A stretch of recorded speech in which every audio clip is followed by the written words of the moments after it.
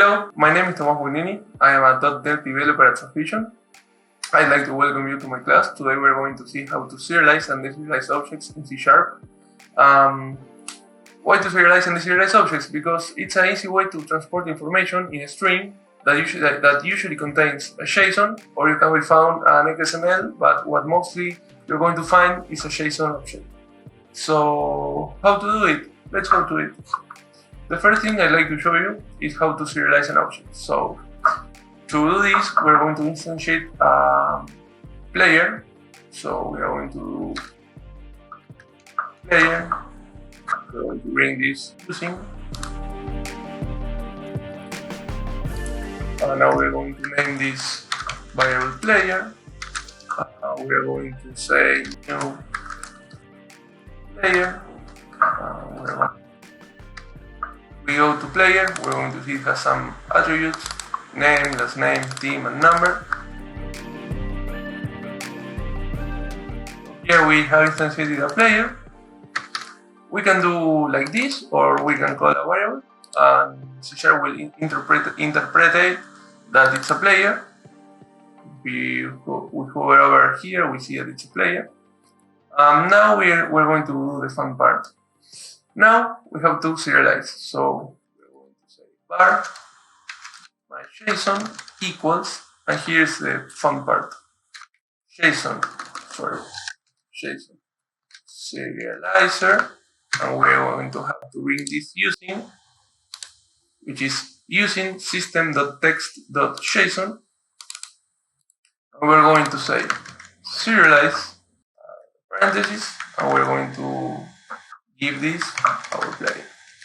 And now we can test this. So let's go over again about this. We have instantiated a new player, and we have say var my JSON equals JSON serialize, and what we want to, the object we want to serialize. So let's try this. The string format with the JSON, it's name Cristiano, last name Ronaldo, team Juventus, and number 7. What we want to do is to write this JSON in a file. And for this, we're going to see file.write all text pass an argument here, and it's called, the first argument will be the name, how we want to name the file. So we're going to call this object.txt. The second argument is going to be what we want to see. We want to print in the text, and this is going to be my JSON. Sorry, we're forgetting. Sorry about this. This is file, and we will have to bring another using, which will be system.io, and that's it.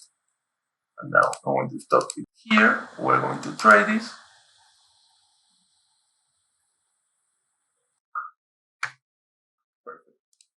Continue the program, and now we're going to see that here in our repo we're going to go to source repos tutorial, which is the name of our project. We're going to see in bin folder debug netcore. Here we have our object.txt created. If we open this, we're going to see that this is the string. We have the object serialized. We have already seen how to serialize an object. Now we want to do the other way around. We want to, from a JSON, go to an object. And for this, we are going to comment these lines.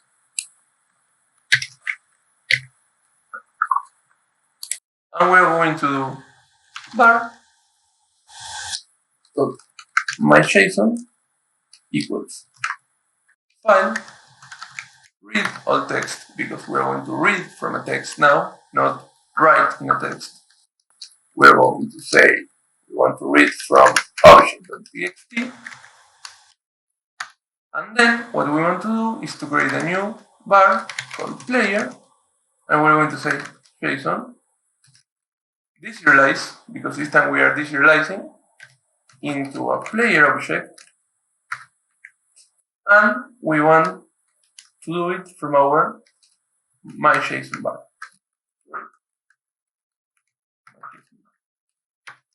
So let's try this.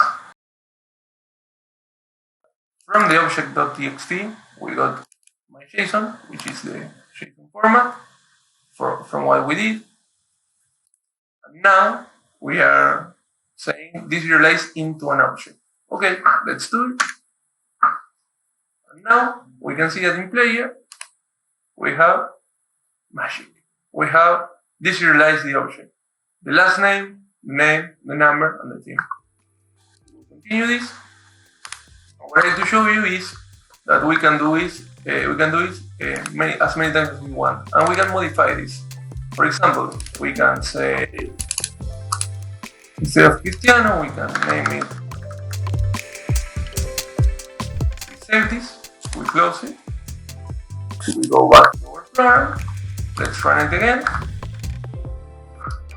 Now we can see that in player, instead of Cristiano Ronaldo, we have Messi, Lionel, number 10, and from Barcelona. Something extra I'd like to show you is a cool feature that is not very known that goes like this. For example, let's imagine you have an HTTP request and you don't know how many attributes, or you don't know how to create the class in order to deserialize it into that class. Okay, we can do something like this. Let's erase this line. Let's put a breakpoint here, and let's hit the. We can see that here we have deserialized the object txt into my JSON variable. If we hit here, we can copy this.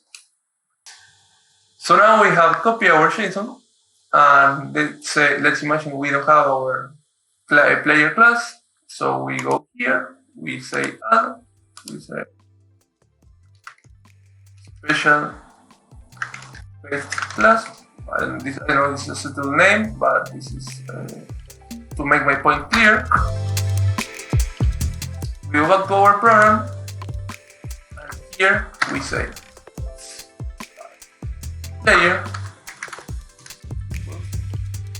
JSON serializer.deserialize into a special paste class.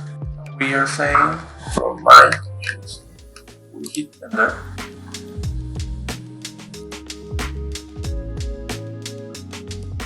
And now we can see that same thing happened.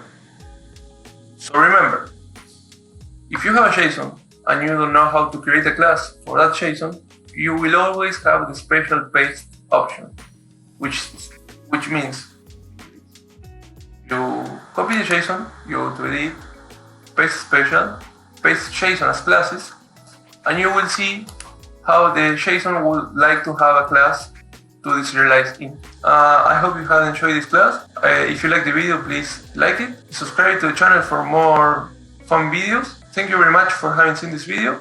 Goodbye.